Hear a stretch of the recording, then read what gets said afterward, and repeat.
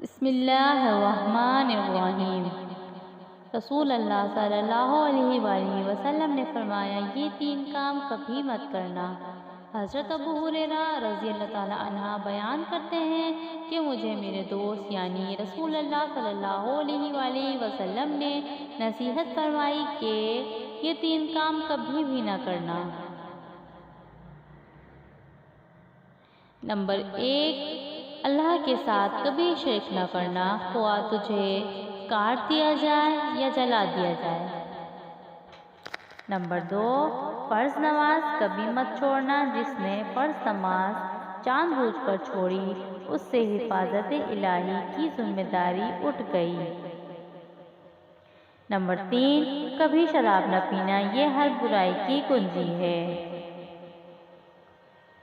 دوستو، اللہ تعالیٰ سے دعا ہے کہ ہمیں ان کاموں سے بچائے، آمین۔